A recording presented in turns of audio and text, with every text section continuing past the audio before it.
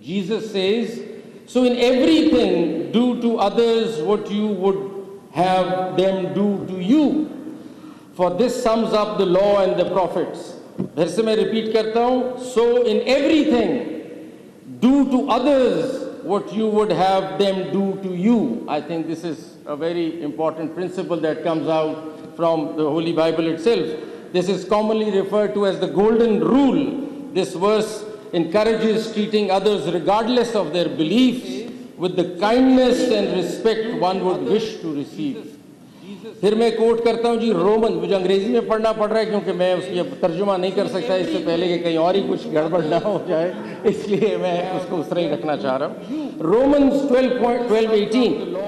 If it is possible, as far as it depends on you, live at peace with everyone. और इसका मतलब an exhortation to Christians to strive for peace and harmony in all relationships, including those with people of other faiths. कितनी खूबसूरत बात है. फिर आगे फिर से कोट करता हूँ Acts 17:26-27. From one man he made all the nations that they should inhabit. For this sums up the law and the prophets.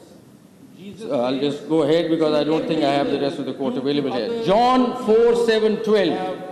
Dear friends, let us love one another, for love comes from God.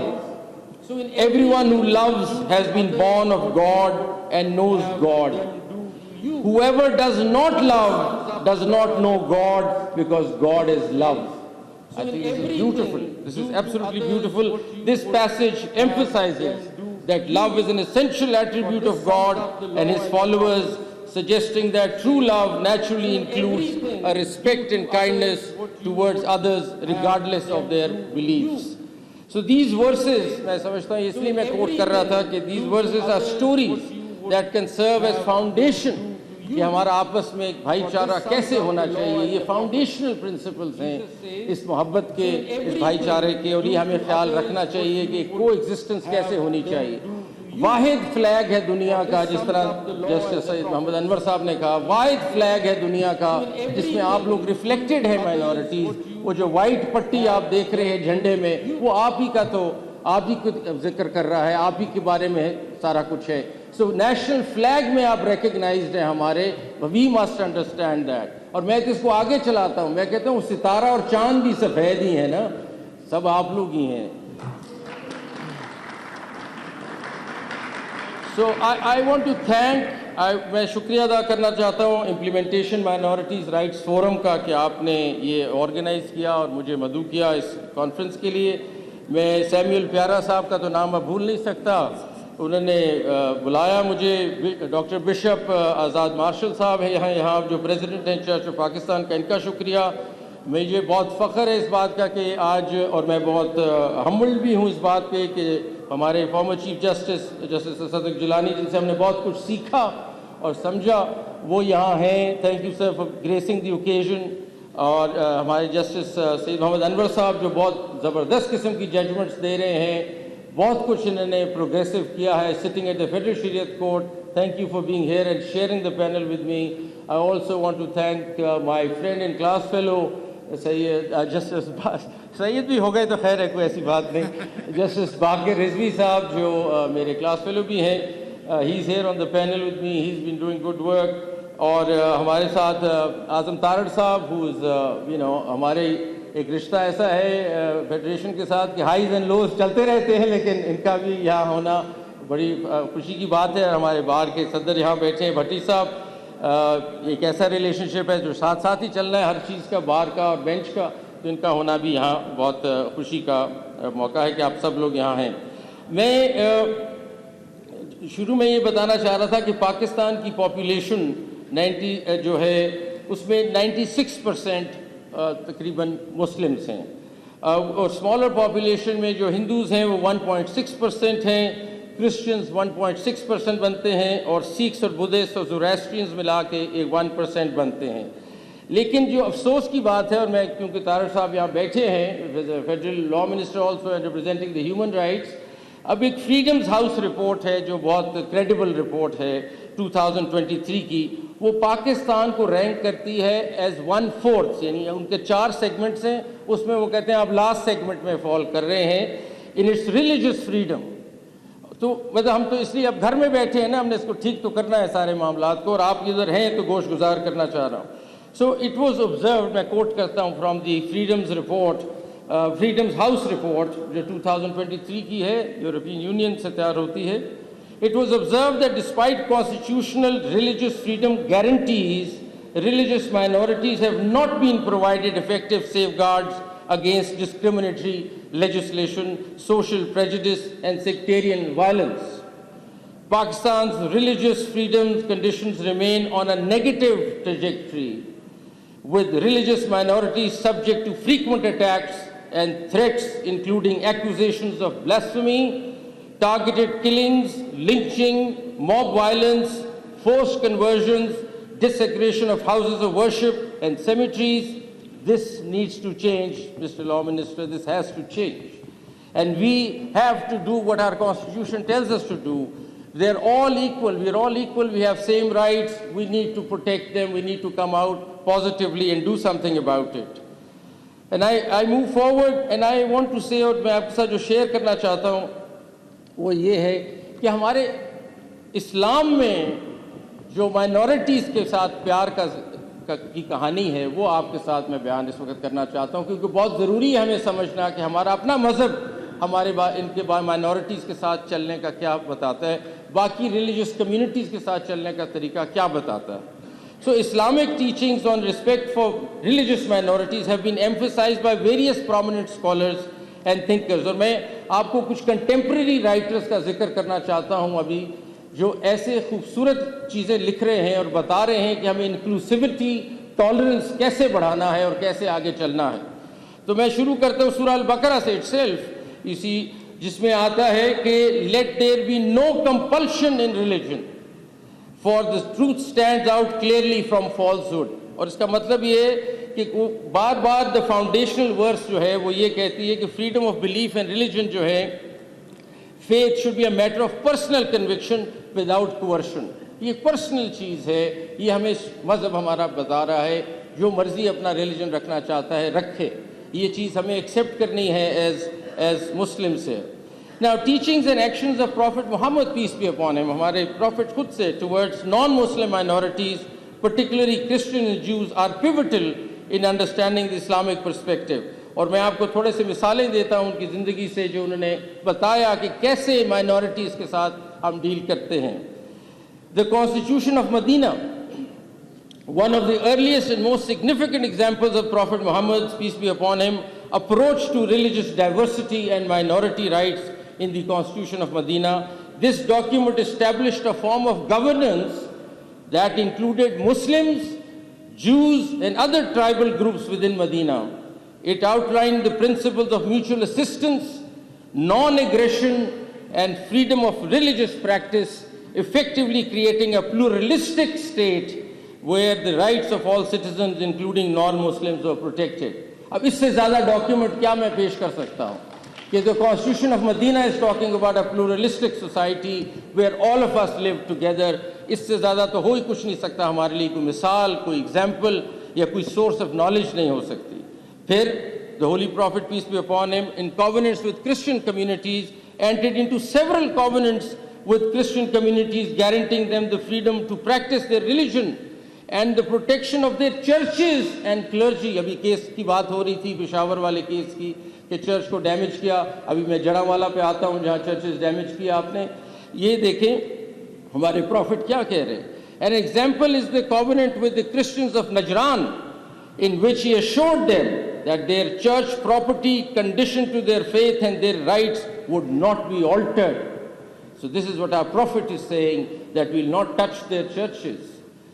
Hadith on kindness and justice, ये सुनिए जी, numerous hadith prophet साहब, हमारे prophet की, peace be upon him, emphasizes the importance of kind and just treatment of non-Muslims। For example, he said, whoever kills a person who is granted the pledge of protection by the Muslims, एक दफ़ा आपने कह दिया कि minority हमारी protection में है, हमारे साथ है, shall not smell the prophet says कि whoever kills a person who is granted the pledge of protection by the Muslims shall not smell the fragrance of paradise. Through its fragrance can be smelt at a distance of 40 years of traveling. तो ये इस level का standard हमारे profit ने रखा है। उसके बाद हमारी इस्लामिक फ़िलॉसफी आती है, और मैं चाहता हूँ कि 2-3 नाम मैं यहाँ लूँ हमारे लिए समझने के लिए। Abu Hanifa, as the founder of the Hanifa school of Sunni jurisprudence, advocated for the rights of religious minorities within Muslim-governed states. He was known for his inclusive stance, arguing that jizya, a tax on non-Muslims, should be levied with fairness and should not be burdensome. उस वक़्त ये सवाल था, तो उस वक़्त से inclusivity की बात अबू हनीफा के ज़माने से हो रही है, and I am talking about 769 BC. Al-Ghazali, सबने नाम सुना है, बहुत बड़े Islamic philosopher, and he says, emphasize that ethical treatment of all humans, including non-Muslims. He argued that justice is a fundamental Islamic principle that extends to all, irrespective of their faith.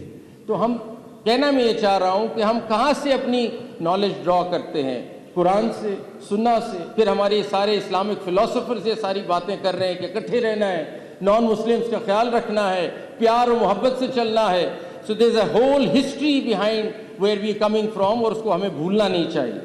इब्न रुश्द क्या कहते हैं? ये बहुत बड़े मशहूर philosopher, highlighted the importance of coexistence, understanding between different religious groups. He argued for rationalism in interpreting the Quran, suggesting that understanding and tolerance are vital for harmonious society. बार बार कहा जा रहा है. Rumi, the famous mystic and poet, spoke often of universal love and compassion transcending religious distinctions. His writings suggest a profound respect for all of God's creations, which implicitly include respect for all religious groups. ये तो हो गए हमारे पुराने philosophers जो ये कह रहे हैं, जिनके नाम आपने सुने हैं. लेकिन कुछ में यहाँ यंग लोग भी बैठे हैं, यंग जो एडवोकेट्स भी मुझे नज़र आ रहे हैं, young people sitting here. I want to recommend few names that they should read.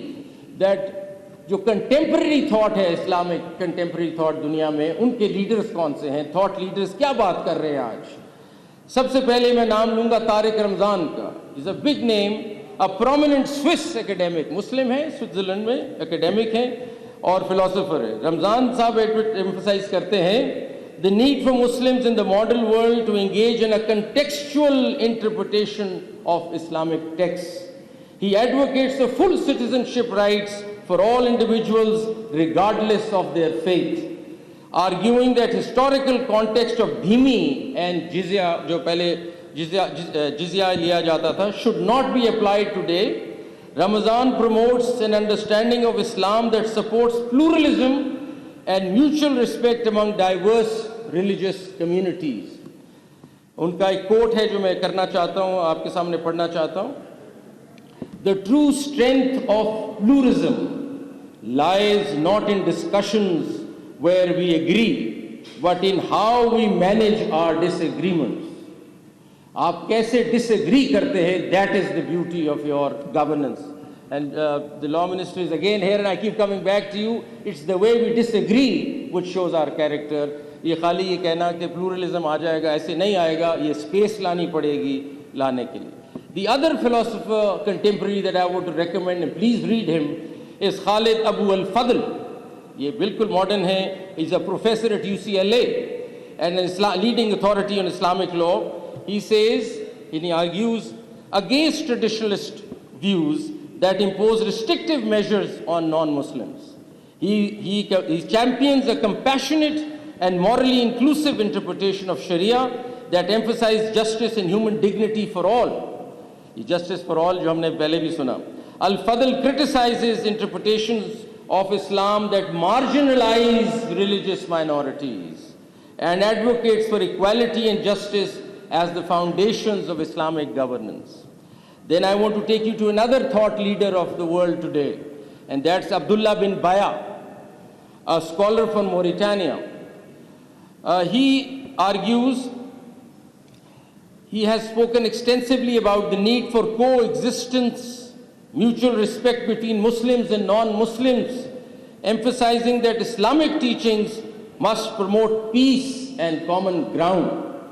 Bin Baya's fatwas often reflect pragmatic approach to consider contemporary global context. And lastly, I want to refer to yet another Egyptian thought leader in Islam, जिसको पढ़ें, उसका नाम है Yasir औदा. Auda is a thought leader in the field of Maqasid al-Sharia, the objectives of Islamic law. He argues that the ultimate aims of Sharia are to preserve religion, life, intellect, offspring, and wealth for everyone, including non-Muslims. Auda's approach is to interpret Islamic texts in a way that promotes freedom, equality, and justice for the individuals, thus providing a robust framework for protecting minority rights within Islamic context. और मैं इनका भी एक quotation देना चाहता हूँ. We need to interpret the texts in the light of the objectives of Sharia, which are to bring mercy to the world and to ensure justice for everyone, including non-Muslims. And I think Justice Sayyid Muhammad Anwar is here, जिनका तो federal शरीयत court में काम ही इस तरह है कि इन्होंने इस्लामिक इंटरप्रिटेशन को देखना है. I think you might want to consider one of the contemporary thoughts जो बाया साहब दे रहे हैं. And lastly I want to refer to Hamza Yusuf, जिनका नाम तो आपने सुना होगा, an American Islamic scholar. And what does he say now? Yusuf emphasizes the importance of understanding Islam within the ethos of time and place. He speaks about the necessity of compassion in governance. And that's what I want to bring in to Mr. the Law Minister who is busy. पराया साहब, आप हमें Law Minister को busy रखा हुआ है आपने. हम उसे बात तो कर रहे थे, हम उनके लिए उनको गोश गुजार कर रहे हैं कुछ चीज़ें. So हमजा यूसुफ को कोट करते हुए उन्होंने कहा कि the necessity of compassion in governance is very important, because governance without compassion doesn't work. And the protection of all religious communities under Muslim rule, reflecting the Prophet Muhammad, peace be upon him, model of kindness and justice towards non-Muslims. मैं एक coat Hamza Yusuf से भी करना चाहूँगा आपके लिए.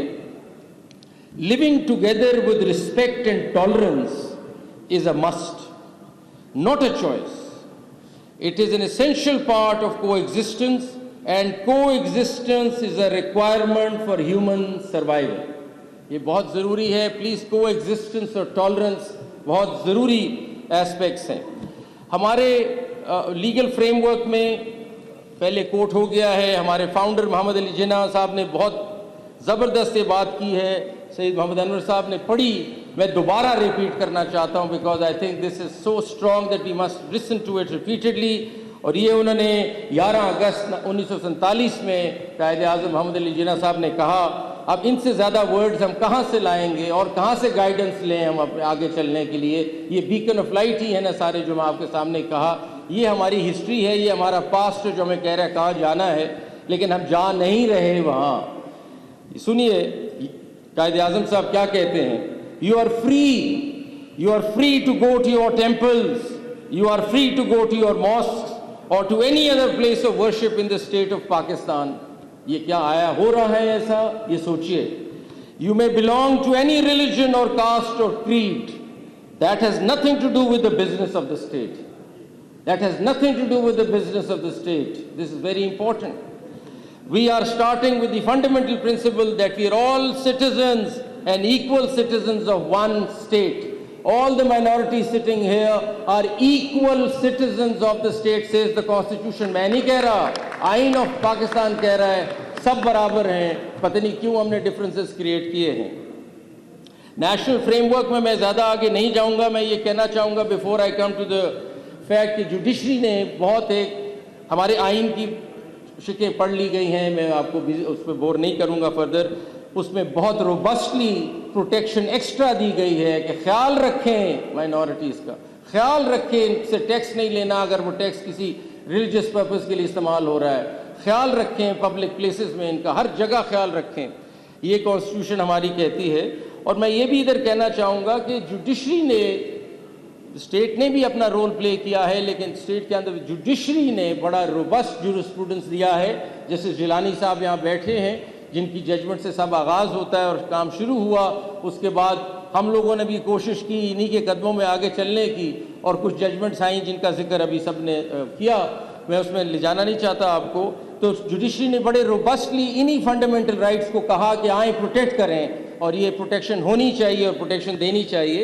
इस जगह मैं जिक्र करूंगा कि 16 अगस्त को जड़ावाला में भी कोई 16 चर्च जला दिए गए और कुछ 86 लोगों को घर भी डैमेज हुए, और हमारे chief justice, sitting chief justice Qazi Faez जो उस वक्त सीनियर प्यूनी जज थे, he went to the location and he met them, सबसे मिले और उन्होंने कहा कि ये गलत है, ये कॉन्स्टिट्यूशनल वायलेशन हुई है यहाँ जड़ावाला में। तो आपको बताना चाहते हैं कि जस्ट हमारे जुडिशरी ने कितना रोबस्ट एक एक्शन के, physically first time I don't know of any chief justice who is actually gone, he was then the senior puny.